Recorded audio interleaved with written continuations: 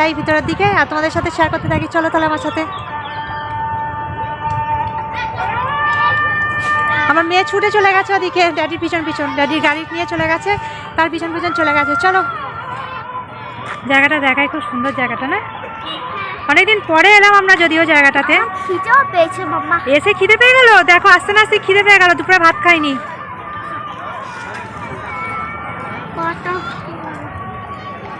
আজ মনে হচ্ছে পুজো।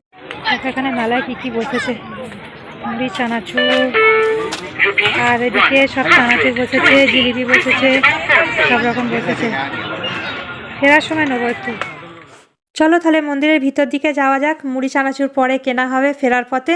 এখানে তো মেলা হলে মুড়ি চানাচুরটাই বিক্রি হয় দেখেছি, জিলিপিটা পাওয়া যায় আর তার সাথে মুড়ি চানাচুরের বিক্রি হয়। আজকে যেহেতু 1 জানুয়ারি, সেই জন্য একটু ভিড়টাও বেশি হয়েছে দেখলাম। আর পুজোও ছিল মন্দিরে, দেখলাম যে ডেকোরেশন করেছে, ফুল টুল দিয়ে সাজিয়েছে, খুব সুন্দর লাগছিল। চারপাশটা খুব সুন্দর, পরিবেশটা এত সুন্দর লাগে এখান থেকে সানসেটটা দেখতে খুব ভালো লাগে। চলো মন্দিরের ভিতর দিকে যাই, পুজো হয়েছে একটু দেখে আসি, অনেক দিন পরে এলাম, অনেক বছর আসাও হয় না। এত সুন্দর ডেকোরেশন করেছে, ডেকোরেশনটাই দেখতে থাকছিলাম, খুব সুন্দর ডেকোরেশনটা করেছে মন্দিরের ভিতরটা। দেখো কি সুন্দর, আঙুর পাতার মতন একদম দেখতে লাগছে, সাজিয়েছে, কত সুন্দর লাগছে। এই রে, এখানে আবার মাস্ক পরতে বলেছে, আমি আবার মাস্কটা ব্যাগের ভেতরে ভরে রেখেছি। চলো মাস্কটা পরে নিয়ে তারপর আবার মন্দিরের ভিতরে ঢুকলাম। এই যে ঠাকুরটা আমি তুলেছি, দেখো খুব সুন্দর ঠাকুরটা দেখতে লাগছে, খুব সুন্দর সাজিয়েছে, পুজো যেহেতু হয়েছে। আর ঠাকুরটা অনেকটা দেখে তিরুপতির বালাজি ঠাকুরের মতনই মনে হলো। কি ঠাকুরের নামটা জানি না, সব ঠাকুর যেহেতু একই রকম লাগে দেখতে। আর এখানটা হনুমান ঠাকুর ছিল, হনুমান দেবতা, যেটা এখানে আঞ্জিনা দেবরু বলা হয় হনুমান ঠাকুরকে। আর এই দিকটা এসে একটুখানি ঠাকুরের ফটোটাও তুলছিলাম ভালো করে, দেখতে খুব সুন্দর লাগছিল, একদম বালাজি ঠাকুরের মতনই লাগছিল। তবে জানি না নামটা, আমি যেহেতু বললাম যে ঠিক মতো নামটা জানি, তবে কিছু একটা শ্রীলক্ষ্মী কিছু একটা লেখা ছিল, যেটুকুনি পড়তে পেরেছি। তবে মন্দিরটা খুব পুরনো মন্দির আর খুব সুন্দর জায়গাটা, যতবারই এসেছি জায়গাটাতে খুব ভালোও লাগে, এসে বেশ অনেকক্ষণ বসে থাকতে বেশ মনে একটা শান্তি পাওয়া যায় পাহাড়টাতে বসে থাকতে।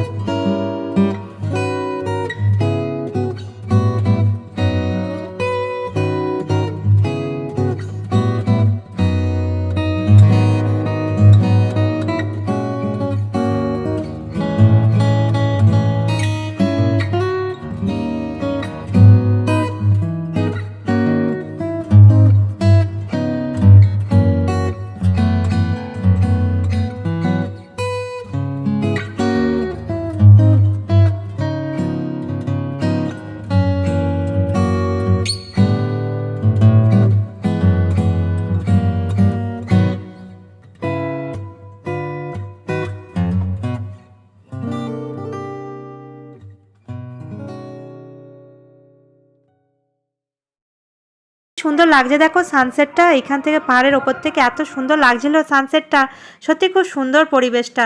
যে কারণে এই ইভিনিংয়ের দিকেই সবাই বেশি আসে দেখেছি সানসেটটা দেখতে, খুব ভালোও লাগে। পাহাড়ের ওপরটা খুব সুন্দর লাগছিল, আমরা চারপাশটা ঘুরে ঘুরে দেখছিলাম। যেহেতু শীতকাল, যদিও ঠান্ডা খুব একটা নেই, তাহলেও তাড়াতাড়ি সন্ধ্যেটা হয়ে যাচ্ছে। গরমের দিকে এলে সন্ধ্যেটা অনেকক্ষণ ধরে কাটানো যায়, বসে থাকা যায়।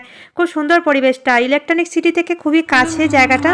স্টার্ট করা যাক, দেখা করো না এখানটা ক্লিক করে ইয়া মরি। High high high high high. বছরের প্রথম দিনটা একটু ঘোরা হলো, যেমনই হোক মনটা অন্তত একটু খুশি হয়ে গেল। বাড়ির বাইরে বেরোতে পেরে ভালোই লাগলো জায়গাটা এসে, বলো খুব সুন্দর লাগলো। দেখো লাইটিংগুলো দেখো, সন্ধে হয়ে গেল, লাইটিংগুলো দেখে নাও।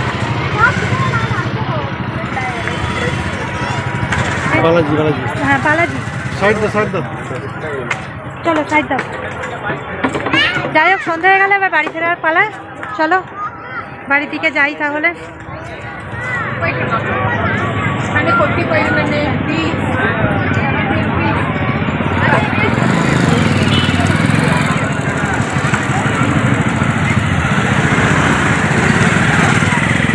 রেডি হয়ে গেছে, গাড়ি বেরিয়ে গেছে আমাদের, চললাম এখন।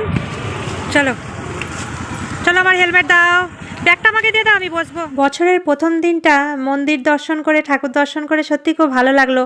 বছরের শুরুটা ঠাকুরের আশীর্বাদ নিয়েই হলো আর কি। সারা বছরটা যেন ভালো কাটে, ঠাকুরের আশীর্বাদে সব স্বপ্ন পূরণ করতে পারি। যাই হোক এবার যাওয়ার পালা, বাড়ি ফিরছি। দেখো ক্রিসমাসের দিনে বেরোনো হয়নি বলে লাইটিংগুলোও দেখা হয়নি। আজ ফেরার পথে লাইটিংগুলোও দেখা হয়ে গেল। ক্রিসমাসের লাইটিংগুলো খুব সুন্দর সাজিয়েছিল, সেগুলোই দেখতে দেখতে ফিরছিলাম। আজকের ভিডিওটা তবে বন্ধুরা কেমন লাগলো তোমরা আমাকে কমেন্ট করে জানিও। আর আজকের ভিডিওটা যদি তোমাদের ভালো লেগে থাকে তাহলে একটা লাইক করে দিও। আর তোমরা যারা নতুন আমার চ্যানেলে, তারা আমার চ্যানেলটা সাবস্ক্রাইব করে নিয়ে পাশে থেকো। আজ তবে এখানেই শেষ করলাম।